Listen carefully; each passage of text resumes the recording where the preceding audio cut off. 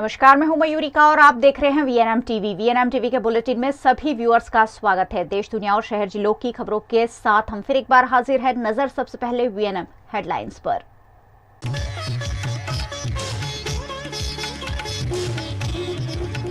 UP के Prayagraj jail पहुंचा mafia Atiq Ahmad. Jail में सुरक्षा के चाक चौबंद इंतजाम।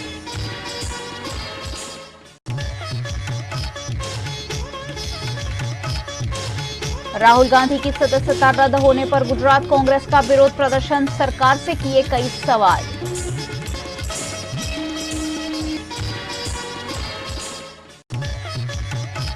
और कोरोना केस में लगातार हो रहा है इजाफा। वडोदरा के मेयर ने की तैयारियों की समीक्षा।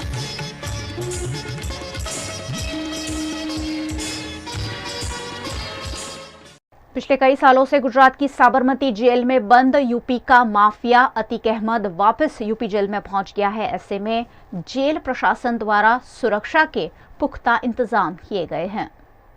उमेश पाल मर्डर केस का आरोपी गैंगस्टर अतीक अहमद प्रयागराज की नैनी सेंट्रल जेल पहुंच गया है। बरेली जेल से उसके भाई अशरफ को भी यहां लाया गया है। अतीक का बेटा अली अहमद पहले से ही इस जेल में बंद है। जेल प्रशासन ने तय किया है कि मंगलवार को कोर्ट में अतीक की पेशी से पहले इन तीनों की मुलाकात न हो पाए। जेल की सुरक्षा पहले से ही बढ़ा दी गई है। अतीक के लिए जेल के अंदर एक हाई सिक्योरिटी बैरक बनाई गई है, जिसमें 16 नए सीसीटीवी लगाए गए हैं। अतीक की बैरक की निगरानी के लिए जो सुरक्षा कर्मी तैनात किए गए हैं, उनके पास बॉडी वियर कैमरा है। इससे अतीक की हर हरकत जेल प्रशासन के कैमरे में कैद होगी। सिर्फ यही नहीं, सीसीटीवी की मॉनिटरिंग लखनऊ से की जाएगी। इस पर डीजी जेल आनंद कुमार ने बताया कि अतीक के जेल में एंट्री करते ही किसी भी बाहरी व्यक्ति के जेल परिसर में घुसने पर प्रतिबंध होगा। कैदियों से होने वाली मुलाकात पूरी तरह से बंद रहेगी। प्रयागराज जेल कार्यालय और जेल मुख्यालय के बीच 24 घंटे की मॉनिटरिंग होगी। डीआईजी जेल मुख्यालय को सभी इंतजाम दुरुस्त करने के लिए प्रयागराज जेल भेजा गया है। गैंगस्टर अतीक अहमद को यूपी एसटीएफ द्वारा गुजरात के साबरमती जेल से प्रयागराज लाया गया। इसी बीच अतीक की पत्नी शाइस्ता परवीन की फोटो पहली बार सामने आई है। इस तस्वीर में शाइस्ता बिना बुर्के के पहली बार देखने मिल रही है। शाइस्ता परवीन पर उमेश पाल की हत्या की साजिश रचने और उसे अंजाम देने के आरोप है। राहुल गांधी के समर्थन में देश भर में किए गए प्रदर्शन में आज गुजरात कांग्रेस भी जुड़ा। जगह जगह आज पत्रकार परिषद के आयोजन कर राहुल गांधी के खिलाफ हो रही कार्रवाई पर आपत्ति जताई गई। मोदी सरनेम वालों को चोर कहने पर राहुल गांधी को 2 साल की सजा हुई है। इस मामले आज पूरे देश में कांग्रेस पार्टी द्वारा विरोध प्रदर्शन किया गया। गुजरात में भी गुजरात कांग्रेस द्वारा जगह जगह पत्रकार परिषद और विरोध प्रदर्शन के जरिए केंद्र सरकार और भारतीय जनता पार्टी की मंशा पर सवाल उठाए गए। गुजरात प्रदेश कांग्रेस अध्यक्ष जगदीश ठाकुर ने इस मामले सरकार पर निशाना साधा। आखा विश्वનું સૌથી મોટું આર્થિક કૌભાંડ ગૌતમ અદાણી એ રાહુલજી સવાલ ઉઠાવે છે લોકસભામાં કે માનનીય મોદી સાહેબ ગૌતમ અદાણીથી નાને આપના ગુજરાતમાં હતા ત્યારથી શું સંબંધો છે, સોશિયલ મીડિયાને લોક જીભે જે ચર્ચાઓ ચાલે છે એના કેટલાક સવાલો આપણે પૂછું છું। સાચા હોય તો સ્વીકારજો, ખોટા હોય તો જવાબ આપજો। आप विदेश यात्रा में गौतम अदाणी जी ने कितनी वक्त लई गया एना जवाब आपो। आपनी विदेश यात्रा पछी जे देश में आप गया ए देश में टूंका समय में गौतम अदाणी जी कितनी वखत ए देशनो प्रवास कर्यो एनो जवाब आपो। बंदरो तमे केटला आप्या, ए वर्षोथी चाली आवती शरतो के एना नियमो हता, ए नियमों में फेरफार कोई कर्या छे के नहीं? તમે એરપોર્ટો આપ્યો તો એ નિયમો હતા એમાં માત્ર અદાણીજીને જ આ એરપોર્ટ મળે એવી કોઈ કાયદાની આટી ઘૂંટી ઊભી કરીને એક જ વ્યક્તિને તમામ બંદરો મળે, તમામ એરપોર્ટ મળે એવી વાતો જે લોક જીભે બોલાય છે એ તમે કર્યું છે કે નહીં એના જવાબો। गुजरात के कच्छ में कांग्रेस पार्टी द्वारा धरना प्रदर्शन किया गया। राहुल गांधी के समर्थन में किए जा रहे धरना प्रदर्शन से पहले ही भूज के जुबेली सर्कल निकट से कांग्रेस कार्यकर्ताओं को पुलिस ने हिरासत में ले लिया। कांग्रेस कार्यकर्ता राहुल गांधी के हक में लोकतंत्र बचाने की मांग कर रहे थे। ऐसे में कांग्रेस के इन कार्यकर्ताओं को पुलिस ने डिटेन कर धरना प्रदर्शन से रोका।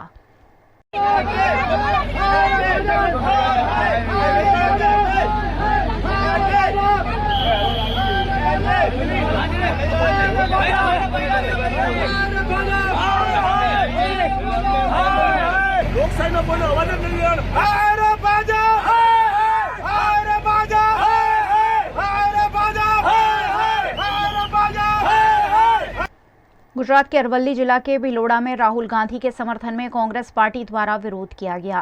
कांग्रेस के कार्यकर्ताओं ने हाथों में कांग्रेस के झंडे लेकर नारेबाजी करते हुए सरकार का विरोध किया। इस मौके पर कांग्रेस के पदाधिकारियों और कार्यकर्ताओं को भिलोड़ा पुलिस ने हिरासत में ले लिया। देश बचाओ लोकतंत्र बचाओ के नारेबाजी के साथ विरोध प्रदर्शन कर रहे कांग्रेस कार्यकर्ताओं पर पुलिस ने कार्रवाई की। अरवल्ली जिला में कांग्रेस के विरोध प्रदर्शन पर प्रदेश कमेटी के उपाध्यक्ष दिनेश गढ़वी ने कहा कि फिलहाल देश में अघोषित आपातकाल जैसी स्थिति बनी हुई है। भारत देश में अघोषित आपातकाल स्थिति संविधान में मूलभूत अधिकारों અને એમાંય તે પ્રજાના પ્રતિનિધિઓને સંસદ અથવા વિધાનસભાના ફ્લોર ઉપર બોલવાના જે અધિકાર છે એની ઉપર બહુ મોટી તરાપ છે। શ્રી રાહુલજીને 2 વર્ષની સજા સુરત ચીફ જ્યુડિશિયલ મેજિસ્ટ્રેટે આપી છે અને તાબડતોબ રાતોરાત એમનું સંસદ સભ્ય પણ રદ કરવા આ સરકાર બિલકુલ 1 મિનિટનો ટાઈમ બગાડ્યો નથી। આનાથી એ સ્પષ્ટ થાય છે કે સરકાર ભલે બહુમતમાં હોય પણ રાहुल गांधी અને વિપક્ષથી જબરજસ્ત ડરી ગઈ છે। गुजरात के पाटण में कांग्रेस के राष्ट्रीय नेता राहुल गांधी के समर्थन में पाटण जिला कांग्रेस द्वारा प्रेस कॉन्फ्रेंस का आयोजन किया गया, जिसमें पाटण के प्रभारी मुकेश देसाई ने कहा कि लोकतंत्र को खत्म करने का काम भारतीय जनता पार्टी कर रही है। इस मौके पर कांग्रेस के नेता और सिद्धपुर के पूर्व विधायक चंदन जी ठाकुर की भी उपस्थिति रही। राहुल गांधी जी पर आक्रमण थયું છે જેના કારણે આખો દેશ રોડ પર આવી જાય અથવા તો માનસિક રીતે એટલો આક્રમક થઈ ગયો છે કે આ બિન લોકશાહી જે કૃત્ય કર્યું છે અને તાત્કાલિક ધોરણે દબાવવા માટે આખી દેશની જનતા રોડ પર આવશે। અને જે કોંગ્રેસે વાત કરી છે જેપીસીની કે ભાઈ જોઈન્ટ પાર્લામેન્ટ કમિટી દ્વારા આની તપાસ થાય તો દૂધનું દૂધ ને પાણી થઈ જાય તો જ આજે જે કંઈ ભ્રષ્ટાચાર છે અદાણી સાહેબનો એ બહાર આવે। देश भर के साथ साथ गुजरात राज्य में और वडोदरा शहर में भी कोरोना के केस लगातार बढ़ रहे हैं। ऐसे में कॉरपोरेशन के मेयर नीलेश राठौड़ ने सरकारी अस्पतालों में कोविड स्थिति से निपटने की सुविधाओं का जायजा लिया। देश में कोरोना के एक्टिव मामलों की संख्या 10,000 के पार चली गई है। पिछले 24 घंटों में 1,805 नए मरीज मिले हैं, वहीं 6 लोगों ने दम तोड़ दिया। स्वास्थ्य मंत्रालय ने सोमवार सुबह 8 बजे पिछले 24 घंटों का डेटा जारी किया, जिसके मुताबिक एक्टिव केस बढ़कर 10,300 हो चुके हैं। सबसे ज्यादा मामले गुजरात और महाराष्ट्र में मिल रहे हैं। पिछले 24 घंटों में सबसे ज्यादा मामले महाराष्ट्र में 397 और गुजरात में 303 मरीज दर्ज हुए हैं। गुजरात के वडोदरा शहर में भी पिछले 15 दिनों से लगातार कोरोना पॉजिटिव मामले सामने आ रहे हैं। 24 घंटे में वडोदरा में कोरोना वायरस के नए 14 पॉजिटिव मामले दर्ज हुए हैं। बढ़ते संक्रमण को ध्यान में रखकर वडोदरा कॉरपोरेशन के मेयर नीलेश राठौड़ ने गोत्री हॉस्पिटल और एसएसजी हॉस्पिटल का दौरा किया। यहां उन्होंने कोरोना केस बढ़ने पर बीमारी से निपटने के लिए की गई सुविधाओं का निरीक्षण किया। मेयर नीलेश राठौड़ ने गोत्री हॉस्पिटल में कोविड वार्ड का दौरा करते हुए मेडिसिन, ऑक्सीजन और बेड की व्यवस्था का निरीक्षण किया। साथ ही उन्होंने गोत्री हॉस्पिटल के डीन और डॉक्टरों के साथ बैठक भी की। તમામ પ્રકારની સુવિધાઓ છે અને 15 બેડની અત્યારના આપણી તૈયારી છે અને મેં પહેલાં બી કીધું કે ચાલુની અંદર ગમે તેટલી ખરાબ પરિસ્થિતિ હશે પણ એવી પરિસ્થિતિ આવવાની નથી। પણ છતાંય તંત્રએ જો આટલું મોટું કોવિડની અંદર કામ કર્યું અને આટલો અનુભવ હોય બહોળો तो आना माटे तंत्र सज्ज है। मेयर नीलेश राठौड़ ने एसएसजी अस्पताल का भी दौरा किया। यहां भी उन्होंने बढ़ते संक्रमण से निपटने की तैयारियों की समीक्षा की और एसएसजी के medical superintendent doctor Ranjan Iyer, doctor Sheetal Mistry, doctor निकिर Shah से कोरोना से निपटने के लिए की गई तैयारियों की जानकारी ली। જ્યારે આજે હું ગયો ત્યારે આટલી બધી ડીપમાં ચર્ચા થયા પછી મને ધ્યાનમાં આવ્યું કે એ મહામારીની અંદર આ સ્ટાફેજ आज अपना डॉक्टरों, आज अपने नर्सों, आज अपना सफाई सेवकोए ए टाइमे जे मेहनत ये महामारी ने जो पार पाड़ी दीधी होय तो अत्याરના તે લોકો સંપૂર્ણ તૈયાર છે। જ્યારે કોવિડ વખતે બંને હોસ્પિટલમાં રોજનો 50-70 ટન જેટલો વપરાશ રહેતો હતો, હમણાં તો ખાલી 2 ટનનો વપરાશ છે। બંને હોસ્પિટલોમાં ગોત્રી હોસ્પિટલના બંને વોર્ડની મુલાકાત લેતા એક પણ દર્દી દાખલ નથી H3N2નો કે કોવિડનો. એટલે કેસો નોંધાય છે પરંતુ દાખલ થવાની જરૂર નથી. માઇલ્ડ પ્રકારના વેરિયન્ટ છે બંને H3N2 અને COVID-19. આશા રાખીએ કે આ પેન્ડેમિક વધુ વકરે નહીં અને ચેતોનર સદા સુખી તમામ લોકોને આપના માધ્યમથી કહેવા માગીશ કે ક્રાઉડિંગ ટાળવું જોઈએ. ક્રાઉડિંગમાં જતાં પહેલાં માસ્ક પહેરવું જોઈએ. બંને વાયરસ ડ્રોપલેટથી ફેલાય છે, સરફેસ કોન્ટેક્ટથી ફેલાય છે. જે દર્દીને ઇન્ફેક્શન થયું હોય પોતે માસ્ક પહેરવાનો આગ્રહ રાખે. કોઈપણ સરફેસને અડકો તો અવારનવાર હાથ ધોવાની આદત રાખે. એટલે આ કોવિડ એપ્રોપ્રિએટ બિહેવિયરથી બંને रोगों पर काबू मिल सका है। पिछले कई दिनों से लोकसभा और राज्यसभा में छाया हुआ राहुल और अडानी का मुद्दा आज फिर एक बार दोनों सदनों को स्थगित करने का कारण बना। राहुल गांधी की सांसदी जाने और अडानी मामले पर आज विपक्ष ने ब्लैक प्रोटेस्ट किया। इसमें 17 विपक्षी दल शामिल हुए। सोनिया गांधी भी काले कपड़े पहनकर संसद पहुंची। उधर लोकसभा में विपक्षी सांसदों ने भारी हंगामा किया। एक सांसद तो लोकसभा स्पीकर ओम बिरला के आसन तक पहुंच गया और काला कपड़ा लहराने लगा। ये देख स्पीकर सभा को स्थगित कर चले गए। माननीय सदस्य, मैं सदन गरिमा से चलाना चाहता हूं। सदन की कार्रवाई 4 बजे तक के लिए स्थगित की जाती है। दरअसल सुबह 11 बजे जैसे ही दोनों सदनों की कार्यवाही शुरू हुई, विपक्ष ने नारेबाजी शुरू कर दी। इससे राज्यसभा की कार्यवाही को 2 बजे तक और लोकसभा की कार्यवाही को 4 बजे तक के लिए स्थगित कर दिया गया। Honourable members, birthday greetings.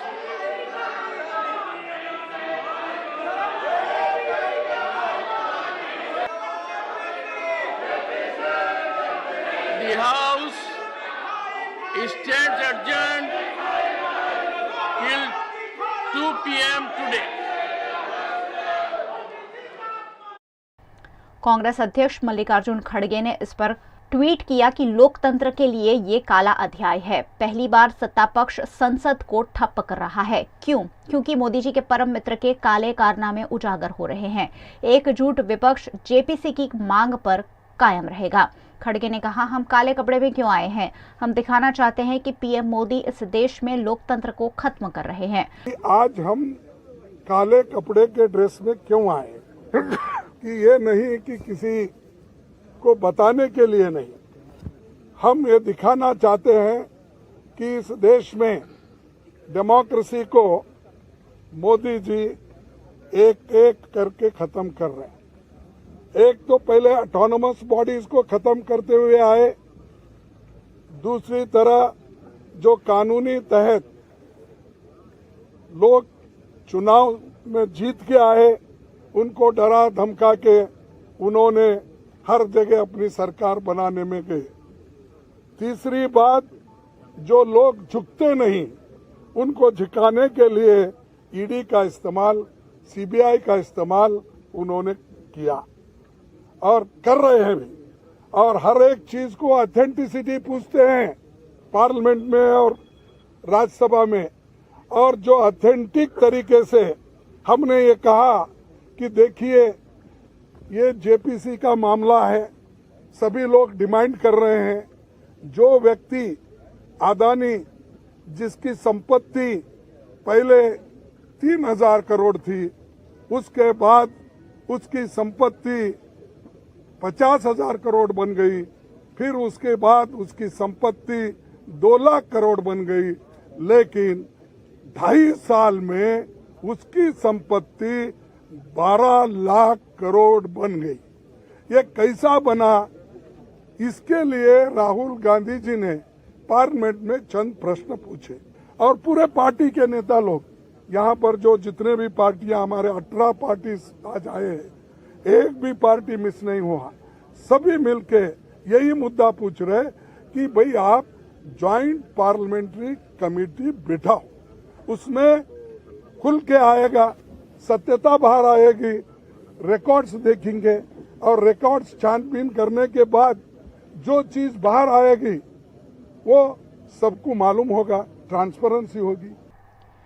Congress अध्यक्ष मल्लिकार्जुन खड़गे ने आज संसद की कार्यवाही शुरू होने के पहले अपने चैम्बर में विपक्षी दलों के नेताओं की बैठक भी रखी, जिसमें Congress, DMK, Sapa, JDU, BRS, CPM, RJD, NCP, CPI, आम आदमी पार्टी और टीएमसी समेत 17 विपक्षी पार्टियां शामिल हुई। इस बैठक में तृणमूल कांग्रेस का आना चौंकाने वाला रहा।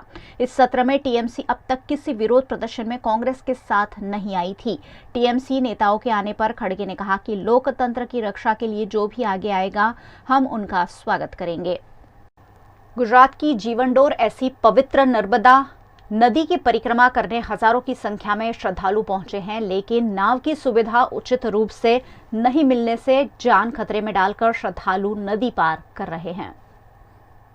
उत्तरवाहिनी नर्मदा परिक्रमा से पहले वडोदरा के 8,000 समेत गुजरात और महाराष्ट्र से 25,000 से ज्यादा लोग रामपुरा पहुंचे, लेकिन रात को 12 बजे से लेकर सुबह 9 बजे तक यहां नाव की सुविधा बंद रखी गई थी। ऐसे में लोगों को कमर तक के पानी में चलकर जाना पड़ा। ज्यादातर लोग रात में ही नर्मदा परिक्रमा करना पसंद करते हैं, पर नाव की योग्य सुविधा नहीं होने से कई लोग बिना परिक्रमा के वापस लौट गए, तो कई लोग जान खतरे में डालकर नदी पार करते हुए देखने मिले।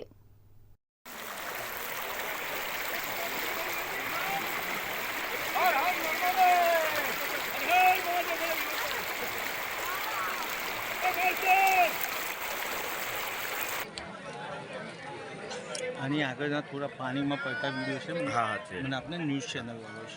ન્યૂઝ ચેનલ વાળા આખા ગુજરાતમાં જો આપણે બે नर्मदा नदी में मगरमच्छ भी पाए जाते हैं। ऐसे में श्रद्धालुओं को हुई असुविधा पर सवाल उठना लाजमी है। मां नर्मदा की पंचकोशी परिक्रमा में पहुंचे हजारों भक्तों की सुरक्षा व्यवस्था का जिम्मा स्थानीय पुलिस और प्रशासन का होता है, लेकिन प्रशासन भी इस मामले पल्ला झाड़ता हुआ नजर आया।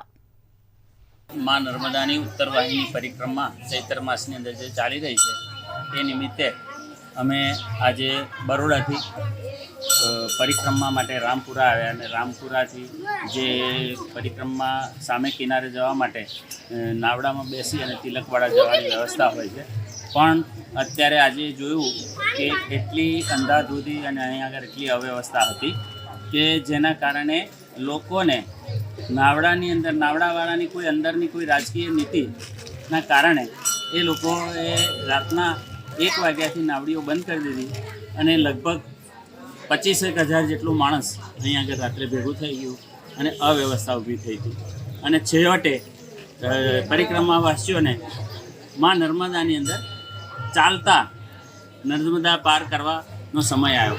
આ માટે અહીંના નાદોદ તાલુકાના પ્રશાસનને જ્યારે અમે ફોન કર્યો કે આ પ્રશાસન માટે કોઈ વ્યવસ્થા કરો કંઈ કહો, તો અહીંના મામલતદારશ્રી એને એવો જવાબ આપ્યો કે તમને લોકોને કોણે અહીંયા આગળ બોલાવ્યા હતા, અમારી જાનમાં આવ્યા છો તો અમારે વ્યવસ્થા કરવાની, આવો જવાબ આપવામાં આવ્યો છે। એટલે આ છે આપણું પ્રશાસન અને આ છે આપણી હિન્દુત્વવાદી સરકારનું પ્રશાસનનું શાસન।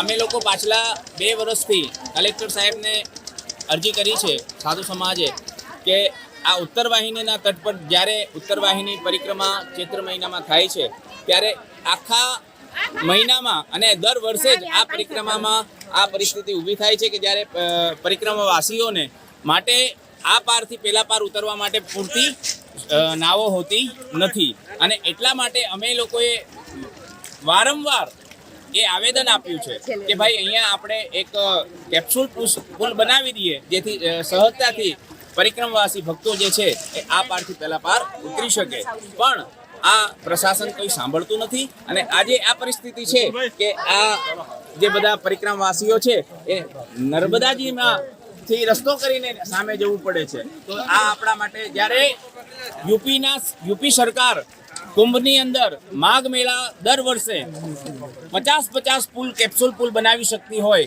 તો આપણે ગુજરાત સરકાર આ એક નર્મદા જે આપણું ગૌરવ છે, આપણું અસ્તિત્વ છે, એને બચાવવા માટે 1-2 પુલ ન બનાવી શકે, કેપ્સ્યુલના બની શકે, પણ પ્રશાસનની ઊંઘ જ ઉડતી નથી, દાનત નથી બાપુ, દાનત નથી। એટલે મારી એક નિવેદન છે કે આ જે છે પરિસ્થિતિ આવતા વર્ષે ન બને એના માટે આ વર્ષેથી જ આપણે એવું કોઈ કાર્ય કરીએ કે જે આવતા વર્ષે આ પરિસ્થિતિ ન થાય। वीएनएम बुलेटिन में वक्त है एक छोटे से ब्रेक का। बने रहिए हमारे साथ। ब्रेक के उस पार भी खबरों का सिलसिला लगातार जारी रहेगा। देखते रहिए वीएनएम।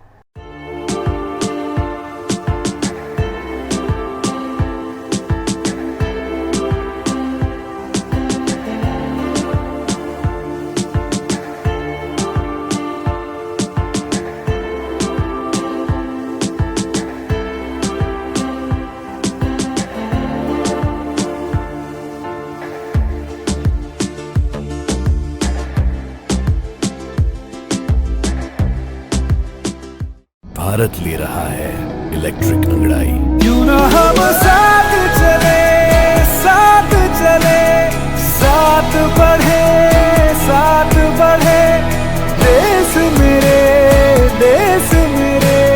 देश को ले जाए नई दिशा की ओर। आपका जॉय, भारत का जॉय। વડોદરાના ઘણા વિસ્તારો જેમ કે અકોટા, માંજલપુર, અલકાપુરી, મકરપુરા વગેરે વગેરે વિસ્તારોના લોકો ચિંતામાં છે. આ ચિંતાનું કારણ છે વડોદરાના લોકોમાં વધતી ઈર્ષા. જી હા, અને આ ઈર્ષાનો સ્ત્રોત છે તરસાલી એરિયામાં આવેલ રેઝિડેન્શિયલ પ્રોજેક્ટ દર્શનમ પ્લેસ. ઘણી બધી એમ્યુનિટીઝથી ભરપૂર આ 2 અને 3 BHK પ્રોજેક્ટ બની ગયો છે નવા ઘર શોધવાવાળા લોકો માટે એક અનોખો અવસર. भारत ले रहा है इलेक्ट्रिक अंगड़ाई। क्यों ना हम साथ चले, साथ चले, साथ बढ़े, साथ बढ़े, देश मेरे, देश मेरे। देश को ले जाए नई दिशा की ओर। आपका जॉय, भारत का जॉय।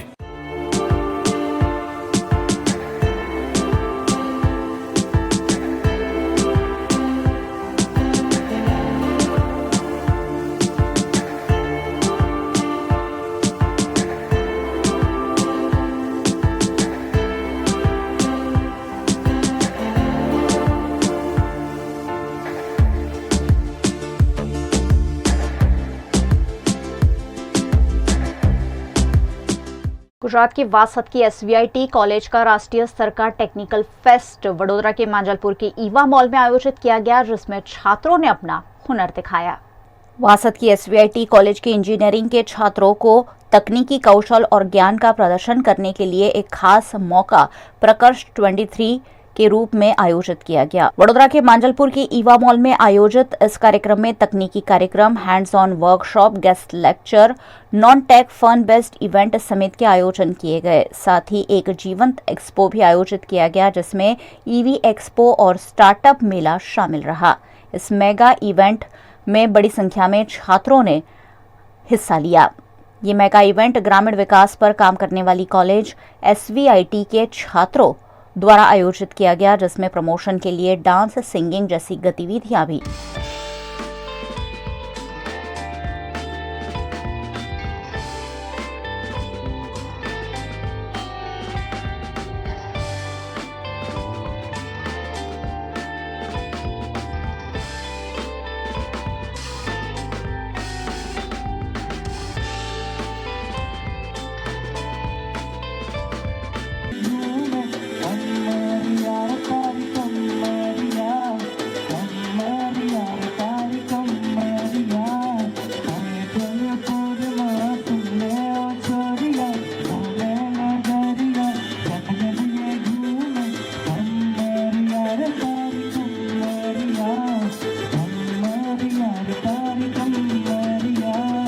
बेसिकली प्रकर्ष 23 हमारा नेशनल लेवल सिम्पोजियम है, मतलब पूरा टेक फेस्ट है। और टेक फेस्ट में हम technical events and non technical events, workshops and guest lectures conduct कर रहे हैं। और इस साल हम ये सभी लेगेसी इवेंट के साथ हमने 3 नए इवेंट ऐड किए हैं। वो 3 नए इवेंट में एक इवेंट का नाम है अवंत एक्सपो। अवंत एक्सपो में हमने EV एक्सपो और स्टार्टअप एक्सपो ऑर्गेनाइज किया है। उत्तर प्रदेश के अमेठी के प्रसिद्ध कालीकन भवानी धाम को पर्यटन स्थल घोषित करने की मांग की जा रही है। उत्तर प्रदेश के अमेठी के भौसीपुर स्थित पौराणिक मंदिर कालिका धाम संग्रामपुर जन पर्यटन स्थल पिछले हर वर्ष की तरह इस बार भी नवरात्रि के पावन पर्व पर श्रद्धालुओं का तांता लगा हुआ है। यहाँ के पुजारी आचार्य सुदन त्रिपाठी ने इस पर बताया कि यहाँ आने वाले हर किसी की मनोकामना पूरी होती है। ऐसे में इस धाम को पर्यटन स्थल घोषित किया जाना चाहिए ताकि इसका तेजी से प्रचार प्रसार हो सके। माता जी का धाम ये पुराण में वर्णित है ही है। इसको आप लोग अपने माध्यम से इसको पौराणिक स्थल घोषित करिए। इसकी चर्चा भागवत में भी है, देवी भागवत में भी है। राजा सरयात ने आकर के यहाँ यज्ञ किया। महर्षि च्यवन जी और सुकन्या का संवाद भागवत में भी वर्णित है, अन्य पुराणों में भी है। जो लोग यहाँ पर आकर के माता जी का दर्शन करते हैं और उनका नीर इत्यादि लेकर के पान करते हैं, उनको माता जी की कृपा से सारे उनके दुख दूर होते हैं। यहाँ तक कि क्षय रोग इत्यादि भी यहाँ के नीर को लगा लेने से शांत हो जाते हैं, ऐसी मान्यता है जी। और मान्यता ही नहीं, हम लोग तो यहीं रहते ही हैं, तो क्षेत्र के या दूर दराज के तमाम लोगों का कल्याण यहाँ से होता है। लोगों की मान्यताएं पूर्ण होती हैं, तमाम लोगों को नौकरी मिलती है। यहाँ तक कि माता जी की कृपा से कितने लोग यहाँ आकर के माता जी की आराधना किए, डीएम, एसडीएम, कमिश्नर तमाम पदों पर गए हैं। माता जी की बड़ी कृपा है। और यहाँ हर सोमवार तो अपार भीड़ होती है। नवरात्र की तो महिमा अलग है। नवरात्र में आप देख ही रहे हैं, चैत और कुआर ये दोनों नवरात्रों में अपार संख्या की भीड़ होती है। शाम को आरती दर्शन के लिए हजारों भक्तों की कतार लगती है। यहाँ पर माता जी का अद्भुत श्रृंगार नित्य प्रति होता है। माता जी की बड़ी महिमा है। यहाँ पर आने के बाद लोगों को कभी निराश होकर के नहीं जाना पड़ा है। आज तक का ये इतिहास है कि जो लोग माता के दरबार में आए हैं उनका अवश्यमेव कार्य पूर्ण हुआ है। गुजरात की वडोदरा शहर में बटलर टेक्निकल इंस्टीट्यूट और मेथोडिस्ट टेक्निकल इंस्टीट्यूट का लाखों रुपए का प्रॉपर्टी टैक्स बकाया होने की वजह से प्रॉपर्टी सील करने की नौबत आई है। ये सार्वजनिक ट्रस्ट का संस्था है, मेथोडिस्ट टेक्निकल इंस्टीट्यूट, और दूसरी संस्था है बटलर पॉलिटेक्निक इंस्टीट्यूट। ये दो संस्था है, पब्लिक चैरिटेबल ट्रस्ट की संस्था है, लेकिन इसका कॉन्स्टिट्यूशन न होने के कारण 30 साल से इसका चैरिटी में केस चल रहा है, उसका कोई डिसीजन नहीं आ रहा है। हम हाई कोर्ट से ऑर्डर लेके आए हैं कि भाई 31 जनवरी तक इसका जो भी निर्णय है वो देना चाहिए, लेकिन बड़ौदा के चैरिटी कमिश्नर ने ये हुक्म नहीं किया है और आगे ये केस अभी भी चालू है। हाल में यहाँ पर कम से कम 22 लाख का 5-6 साल का टैक्स बाकी है। प्रॉपर्टी का जो टैक्स आता है, तो गांधीनगर से रेवेन्यू अधिकारी सारे आए थे यहाँ पर, उन्होंने नोटिस दिया है कि भाई आप ये टैक्स भरिए, लेकिन आज भी सुबह में रेवेन्यू ऑफिसर्स आए थे, उन्होंने बताया कि भाई 11 बजे तक आप टैक्स भर दीजिए। अभी ये संस्था के जो अधिकारी है प्रीतिबेन न्यूटन परमार, अभी उन्होंने क्या किया है वो हमें पता नहीं है, लेकिन आज दोपहर तक नहीं भरेंगे तो शायद उसका सील लगा देंगे ये लोग, ऐसा बोल के गए हैं। उसके लिए हम खड़े हैं। हमारा सबसे बड़ा सवाल ये है कि ये पब्लिक चैरिटेबल ट्रस्ट है और पिछले कई सालों से ये संस्थाओं को ये लोग वीक कर रहे हैं, ताकि वीक होने के बाद क्या है, ये संस्था इनको बंद कर देनी है, बंद करने के बाद उसको बेच देना है। यही इनका खेल है। जो भी ट्रस्टी है यही खेल कर रहे हैं, और हम सारे ये संस्था की प्रॉपर्टी बचाने के लिए बहुत सारे लोग हम काम कर रहे हैं। होली के त्योहार के बाद पलाश के सूखे हुए फूलों की बिक्री शुरू होती है। कई तरह के औषधीय और आयुर्वेदिक गुणों वाले पलाश के फूल इन दिनों गुजरात के वडोदरा शहर में भी बिक रहे हैं। पलाश के लाल फूल दिखने में काफी खूबसूरत होते हैं। इनका इस्तेमाल होली के रंग बनाने के लिए किया जाता है। पलाश को कई जगहों पर टेसू के नाम से भी जाना जाता है। पलाश के फूलों में कई औषधीय गुण पाए जाते हैं और इसीलिए इसे सुखाकर इसका इस्तेमाल किया जाता है। पलाश को फ्लेम ट्री के रूप में भी जाना जाता है, जिसके पत्ते, फूल, बीज, गोंद और छिलके समेत के कई हिस्सों से दवाइयां बनाई जाती है। पलाश के पेड़ में कृमिनाशक प्रभाव होता है। यही कारण है कि पेट से कीड़ों को खत्म करने के लिए इसका व्यापक उपयोग किया जा रहा है। गुजरात की वडोदरा शहर के बाजारों में इन दिनों जगह जगह पलाश के सूखे हुए फूल बिक रहे हैं, जिसकी खरीदारी लोग उत्साह के साथ कर रहे हैं और उसे साल भर के लिए स्टोर भी कर रहे हैं। पलाश के पेड़ के फूलों का लीवर सुरक्षात्मक प्रभाव हो सकता है। पलाश के पत्तों और फूलों के कसेले गुण के कारण ये त्वचा की कोशिकाओं के अंतर्विरोध का कारण बनता है, इसलिए पिंपल्स और फोड़े फुंसियों को दूर रखने में मदद करता है। पलाश के फूल का यूरिन के स्तर को बढ़ाने के लिए भी इस्तेमाल किया जाता है, क्योंकि इसमें मूत्रवर्धक गुण होते हैं। वहीं डायबिटीज में भी ये काफी प्रभावी होता है। ऐसे में वडोदरा में बिकने वाले पलाश के फूल इन दिनों लोगों में आकर्षण का केंद्र बने हुए हैं। हम लोग तो करते हैं, कम से कम 25-30 साल से धंधा करते हैं हम लोग। या अपने शरीर में दुख हो, मतलब फुल्ली होती है, लू लगती है, ताप लगती है, धूप लगती है, घबराहट होती है, उनके लिए ये दवा में काम आता है ये फूल। होली के बाद में ये फूल आते हैं, फिर बहुत दवा में काम आते हैं। छोटे छोटे लड़के भी नहाते हैं, बड़े भी नहाते हैं, और पीते भी खाते भी इनके लोग। और पथरी पेशाब नहीं होता तो इनके लिए पेशाब भी में काम लगे ये दवा। नए वित्तीय वर्ष में नई कार्यप्रणाली के साथ काम करने की प्रेरणा देता हुआ सीएस विशेषज्ञों का एक खास सेमिनार ICSI के 45वें फाउंडेशन डे पर आयोजित किया गया।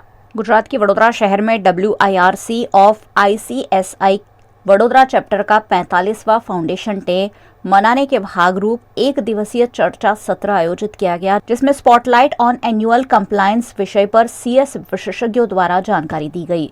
इस चर्चा सत्र में CS प्रोफेशनल और CS छात्रों को नए वार्षिक वित्तीय वर्ष में किस तरह से काम करना उस पर मार्गदर्शन दिया गया। चर्चा सत्र में अहमदाबाद और मुंबई की जानी मानी कंपनियों में ड्यूटी पर कार्यरत CS विशेषज्ञों द्वारा मार्गदर्शन दिया गया। आज Vadodara chapter ICSI branch institute of company secretary of India Vadodara branch द्वारा spotlight on annual compliance company act SEBI LODR और फेमा के अकॉर्डिंग एक ग्रैंड मर्क्यूरी सूर्या पैलेस में एक सेशन था, और उसमें मोर देन 150 पार्टिसिपेंट्स ने भाग लिया है। और उसका जो मेन उद्देश्य था वो उद्देश्य ये था कि जो अभी मार्च महीना है उसके बाद बहुत सारे कंप्लायंस कंपनियों को फाइल करनी पड़ती है, तो उसके लिए 2 फैकल्टी है और 2 फैकल्टी को नॉलेज शेयर किया है सभी मेंबर्स के साथ। चैत्र नवरात्र में मां अम्बे की आराधना की विशेष महत्ता हिंदू धर्म में दर्शाई गई है। इसी के तहत इन दिनों विभिन्न धार्मिक कार्यक्रमों के आयोजन किए जा रहे हैं। इन दिनों चैत्र नवरात्र चल रहे हैं। नवरात्र के पावन मौके पर विभिन्न धार्मिक आयोजन लगातार किए जा रहे हैं। इसी के तहत वडोदरा के पशाभाई पार्क की वृंदावन टाउनशिप में नवचंडी यज्ञ आयोजित किया गया, जिसमें पशाभाई पार्क में रहने वाले निवासियों और भाविक भक्तों की उपस्थिति रही। हर वर्ष चैत्र नवरात्र में स्थानीय निवासियों द्वारा यहां नवचंडी यज्ञ का आयोजन कर मंगल कामना की जाती है। ये जो मंदिर है वहाँ पे नवचंडी यज्ञ का कार्यक्रम किया है। ये मंदिर का जो एड्रेस है वो पशाभाई पार्क वृंदावन एस्टेट, और वृंदावन एस्टेट में वृंदावनेश्वर महादेव का मंदिर है। वहाँ पे हर साल नवचंडी का यज्ञ होता है। इस बार हमने ऐसा कुछ प्रयास किया है कि जो ट्रेडिशनल यानी मिट्टी से बनकर माताजी का मंडप बनाने की कोशिश की है, और ये सभी भाविक भक्तों को माताजी का एक नूतन दर्शन हो, ऐसा हमने प्रयास किया है।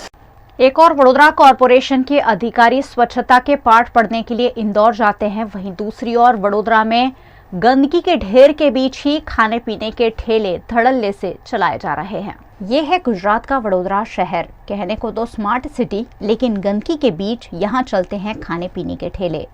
दिन को जो कचरा पेटी होती है और जहाँ शौचालय भी है, वहाँ शाम होते होते ही पाव भाजी, चाइनीज और चाट पकौड़ी के ठेले लग जाते हैं। आम आदमी तो चटकारे लेकर यहाँ खाते ही है, वार्ड और पालिका के अधिकारी भी यहाँ से पार्सल बंधवा कर ले जाते हैं और गंदगी के बीच चल रहे ठेले के प्रति आंख मूंद लेते हैं। सुरसागर पर खाने पीने के ठेले लगाने पर कॉरपोरेशन ने पाबंदी लगा दी है। ऐसे में अब म्यूजिक कॉलेज से उतरने वाले ढलान पर कचरा पेटी में ही खाने पीने के ठेले लग रहे हैं। यहाँ सरकारी जमीन पर अवैध रूप से कमरे बनाकर गैस सिलेंडर के जत्थे का संग्रह किया जाता है, जो कभी बड़ी दुर्घटना को न्योता दे सकता है। एक और कॉरपोरेशन द्वारा स्वच्छता के नाम पर नॉनवेज की दुकानों को सील किया जा रहा है। वहीं गंदगी के बीच सुरसागर पर बिकने वाले खाने पीने के ठेलों के प्रति आंख मूंद कर वडोदरा के नागरिकों की जान से सीधा खिलवाड़ किया जा रहा है। गुजरात के महिसागर जिला के एक गांव में 12वीं कक्षा की छात्रा के लापता होने के बाद उसका शव मिलने पर पूरे गांव में विरोध देखा जा रहा है। महिसागर जिला के खानपुर तालुका के कारंटा गांव में मेले में परिवार के साथ गई हुई 12वीं कक्षा की छात्रा चंद्रिका परमार चक्रवात और बारिश की वजह से गुम हो गई थी। बाद में छात्रा का शव बरामद किया गया था। छात्रा पर दुष्कर्म कर उसकी हत्या की गई होने का अनुमान लगाया जा रहा है, जिसका विरोध पूरे गांव में देखने मिल रहा है। आरोपियों को पकड़े नहीं जाने पर दलित समाज और खानपुर के गांव के लोगों में आक्रोश का माहौल देखने मिल रहा है। इस मामले गांव के लोगों ने बाजार बंद रखकर दलित समाज की लड़की को न्याय देने के लिए आवेदन भी दिया है। मामले को लेकर खानपुर में चुस्त पुलिस बंदोबस्त भी देखा जा रहा है।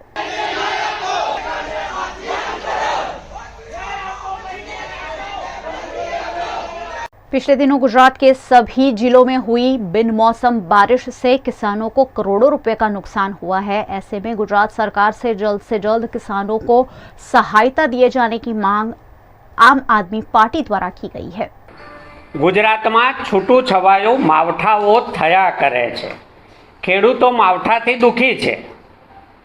सर्वेनु नाटक चाले छे। मुख्यमंत्री कलेक्टरो साथे कॉन्फरन्सो करे छे। हजी सुधी क्यांय गुजरातना कृषि मंत्री, गुजरातना मुख्यमंत्री एक पण शब्द बोल्या छे कि खेडूतोने नुकसान पेटे शुं आपीशुं, कई योजना अंतर्गत आपीशुं? पाक वीमो तो छे ज नहीं। एमना ज भ्रष्टाचारना पापे पाक वीमो गुजरातमांथी रद्द करवो पड्यो। मुख्यमंत्री किसान सहाय योजना अंतर्गत आपवाना छे, SDRF अंतर्गत आपवाना छे, कई योजना में आपवाना छे। आजे गुजरातना एक पण विस्तारनो खेडूत नुकसानथी बाकात नथी रह्यो।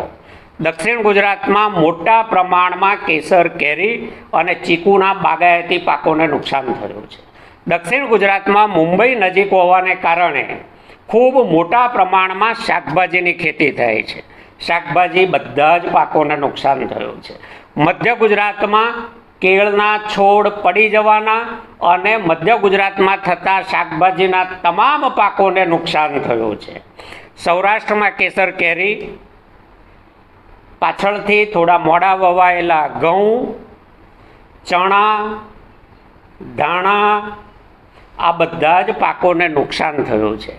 खेडूतोनी खेतरमां खुल्ली पड़ेली डूंगळी जे सूकववा माटे राखवी जरूरी होय छे एने पण मावठाथी नुकसान थयुं छे। उत्तर गुजरातमां रायडो, मोघो गणातो पाक जीरु, ईसबगुल, सवा, खुल्ला पड़ेला बटाका आ बधाने ज नुकसान थयुं छे अने छतां सरकार मगनुं नाम मरी पाडती नथी। मोदी मानहानि मामले में 2 साल की सजा पाने के बाद राहुल गांधी को संसद से भी हटा दिया गया है, जिस पर गुजरात कांग्रेस के नेता भरत सिंह सोलंकी ने पत्रकार परिषद का आयोजन कर भारतीय जनता पार्टी और केंद्र सरकार पर कई सवाल या निशान लगाए। जे समग्र देश और दुनिया में आज चर्चानो बहु मोटो मुद्दो बन्यो छे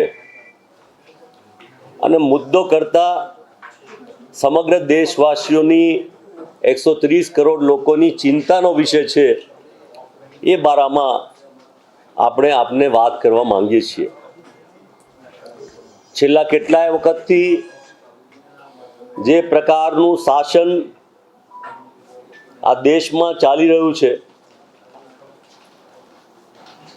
अने लोकशाही पर धीमे धीमे करता एक बहु ज मोटो खतरो, बहु मोटी चिंतानो विषय बंधारण रहेशे के केम, बंधारण टकशे के केम, ए प्रश्न धीमे धीमे वधतो जाय छे। आ देशनी भोળી प्रजा अनेक बाबतो पोतानी नजर समक्ष आवे छे छतां एक आशा अने विश्वास साथे समय पसार करी रही छे। આપણા સૌના આ દેશના લોકપ્રિય નેતા રાહુલજી સંસદમાં બોલવા માંગતા હોય અને એમણે ભારત જોડો યાત્રા શરૂ કરી કન્યાકુમારીથી કાશ્મીર, ત્યારે સ્વાભાવિક જ રીતે એમને એમની વાતને, એમના વિચારને તોડી નાખવા માટે રાહુલજીએ કહ્યું નફરત છોડો ભારત જોડો। આ વાત તો સૌના હૃદયની છે। રામ, કૃષ્ણ, મહાવીર, બુદ્ધ, ઈસુ ખ્રિસ્ત, મોહમ્મદ પૈગંબર એ સૌ એણે જે આદેશ ઉપદેશ આપ્યા છે એની ભાવનાને અનુરૂપ છે। ત્યારે પણ એની મશ્કરી, ઠઠ્ઠા મશ્કરી કરી અને આ પપ્પુ શું કરશે એવી વાત કરનારા લોકો જ્યારે એમને લાગ્યું કે જબરજસ્ત સમર્થન મળ્યું, દેશમાંથી લોકોનો આવકાર મળ્યો, પ્રેમ મળ્યો, આશીર્વાદ મળ્યા, જાણવા મળ્યું અને એમને એમની વાતને, એમના વિચારને અને એમની વાત એટલા જ માટે હતી કે આ દેશના પ્રશ્નોનું નિરાકરણ આપણે સૌ સાથે મળીને લાવીએ, ભેગા મળીને લાવીએ, એક થઈને લાવીએ. રાજકીય સત્તા માટે નહીં કે કોંગ્રેસને સત્તા અપાવી છે, કોંગ્રેસ જીતી જાય, હું વડાપ્રધાન બની જાઉં. આપ સૌ ઇતિહાસ જાણો છો કે 2009માં પણ એમને વડાપ્રધાન બનવા માટેની તક હતી. 2014માં પણ ડૉક્ટર મનમોહનસિંહજીએ એમને વિનંતી કરી કે રાહુલજી આપ આ દેશના વડાપ્રધાન બનો. તો રાહુલજી વડાપ્રધાન પણ નહીં, મંત્રી પણ નહીં.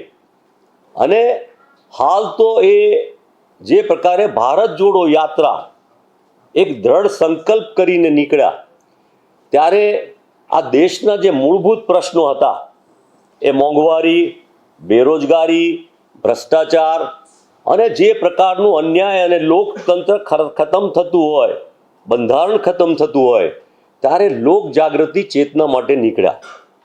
અને એના ભાગરૂપ મને લાગે છે કે ભારતીય જનતા પાર્ટી ડઘાઈ ગઈ. આમ જોવા જઈએ તો અનેક રાજ્યોમાં એમની સરકાર છે, કેન્દ્રમાં પણ બહુમતીથી સરકાર ચાલી રહી છે. એમને કોઈ ડર ભય કે હોઈ શકે નહીં, પણ એમને આ રાજકીય લડાઈમાં હંફાવવા માટે લીગલ મુદ્દો લઈ અને એમણે એક શરૂઆત કરી.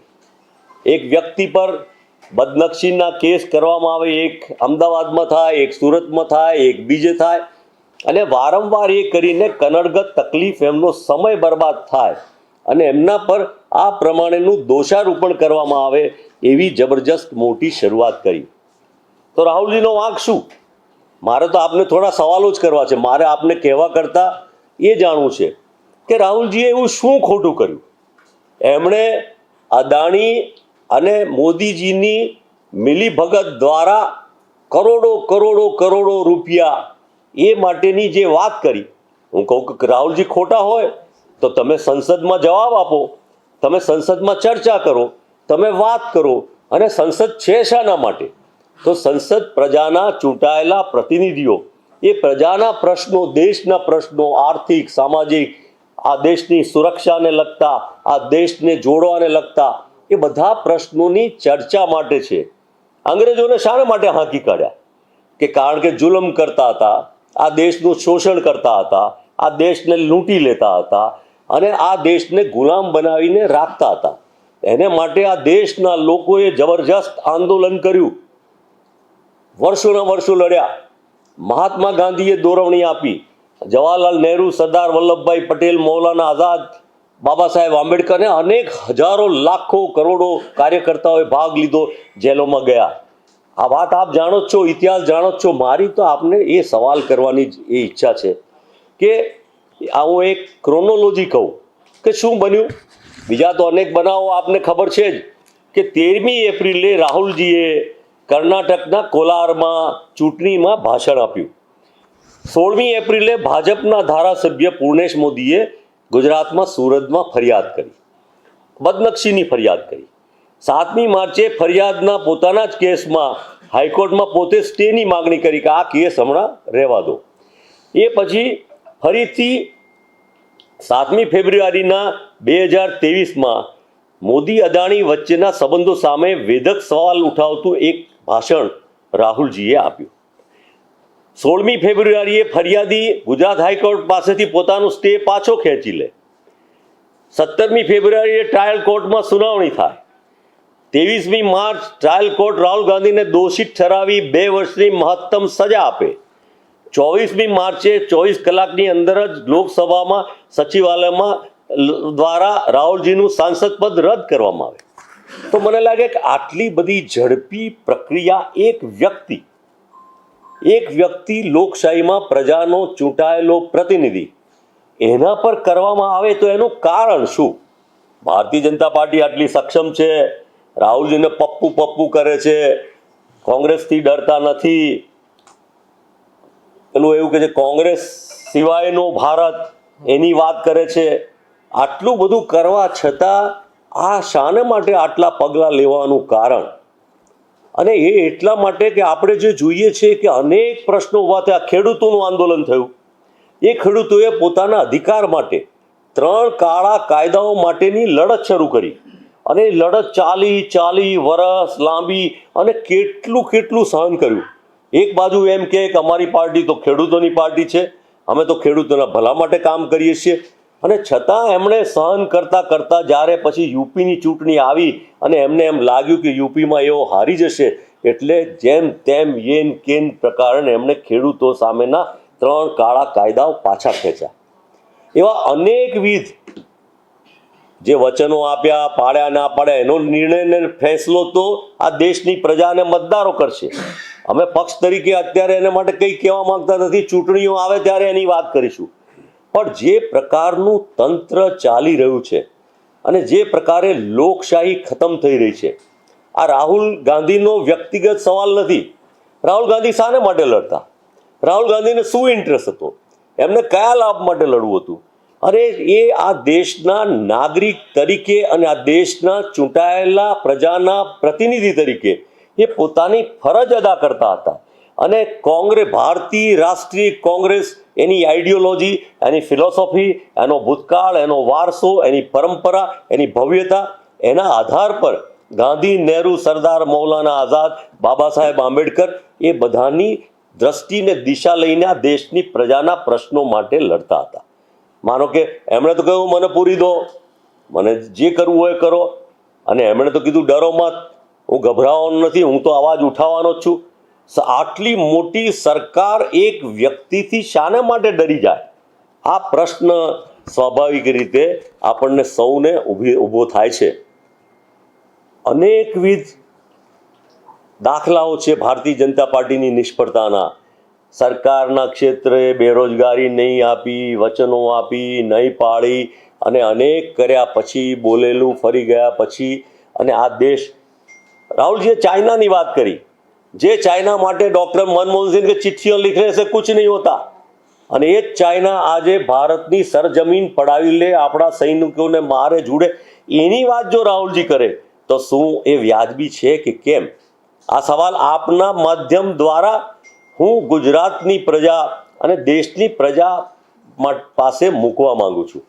વાર લાગશે, પણ ધીમે ધીમે પબ્લિક ઓપિનિયન ઊભો થવાનો જ છે. કારણ કે આ દેશની પ્રજા શાંત છે, ખૂબ માયાળુ છે, પ્રેમાળ છે, પણ શાણી પણ છે.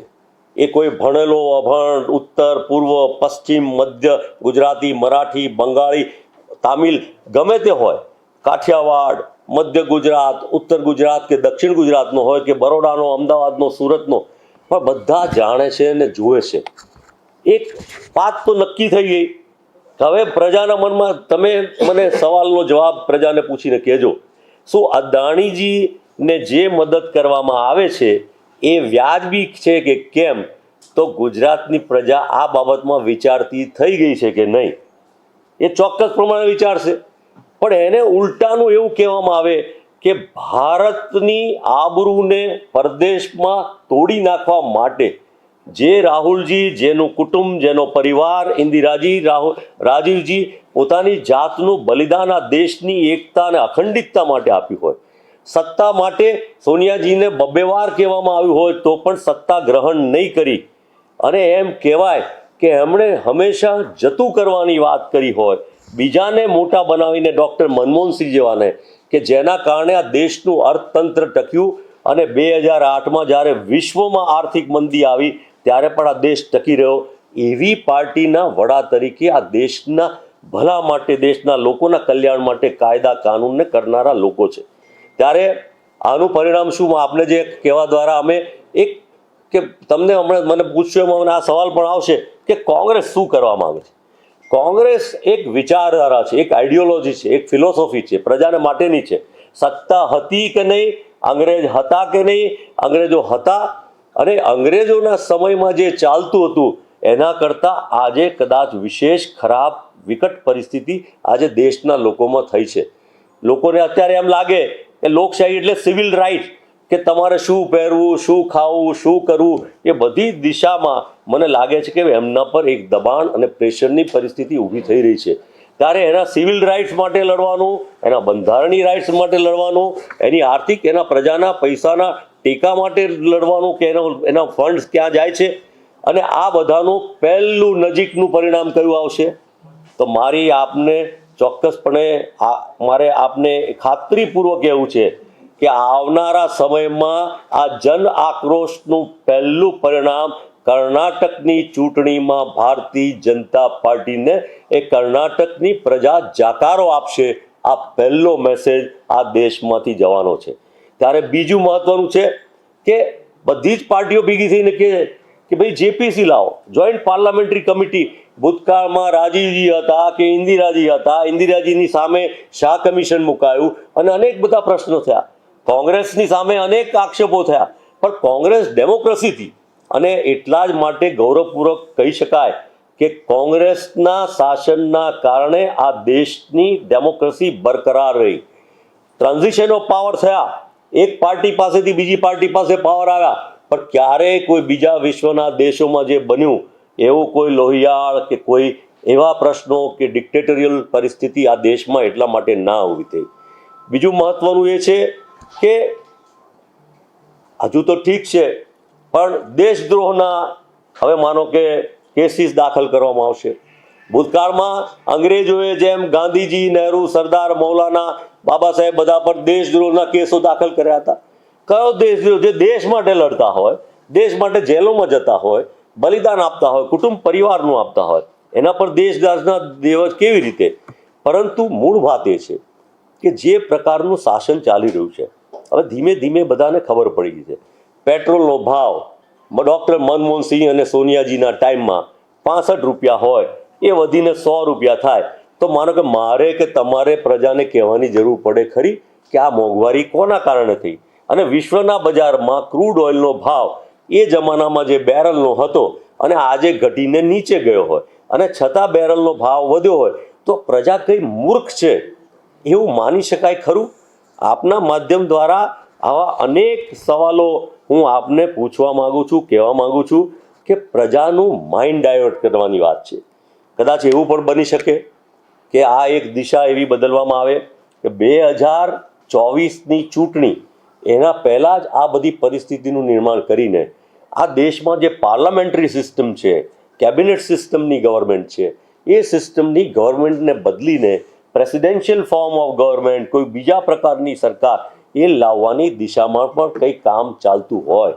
મને તો એવું લાગે છે મારા અંદર ખાને, આ સ્વયં મારો પોતાનો વ્યક્તિગત અભિપ્રાય છે, પાર્ટીનો અભિપ્રાય નથી, પણ એના ઘટક પક્ષના મૂળભૂત કેટલાય અંગો પણ એવું વિચારતા હશે કે આ પ્રકારના કૃત્યો આ દેશની ડેમોક્રેસી માટે વ્યાજબી છે કે કેમ, એ પ્રશ્ન પણ ઊભો થાય છે. આ કોન્ફરન્સનો આશય આપના માધ્યમ દ્વારા ગુજરાતની પ્રજા, વડોદરાની પ્રજા, એ બધાને અમે એ કહેવા માગીએ છીએ કે તમે રાજ કરો, તમને ચૂંટીને મોકલ્યા છે, 2024 સુધી તમારે રાજ કરવાનું છે, પણ બંધારણના દાયકામાં રહી અને આ દેશની ડેમોક્રેસી સ્ટ્રેન્થન થાય અને ફરીથી પ્રજાના મનમાં લાગણી થાય કે ના, હમણે સારું કામ કર્યું. એ પ્રશ્ન આપના માધ્યમ દ્વારા હું આ ગુજરાતની અને ખાસ કરીને આ વડોદરા શહેર જિલ્લાની प्रजा ने विनंती करवा मांगू छूं। धन्यवाद। वीएनएम न्यूज रूम से आज बस इतना ही। वीएनएम के समाचारों को आप रोज रात 9 बजे फेसबुक और यूट्यूब पर तो लाइव देखते ही है, साथ ही आप OTT platforms Dailyhunt, Vodafone TV, Jio TV और जियो टीवी फाइबर पर 498 नंबर के चैनल पर वीएनएम टीवी को रोजाना 24 घंटे लाइव देख सकते हैं। देखते रहिए वीएनएम, जुड़े रहिए वीएनएम के साथ। नमस्कार।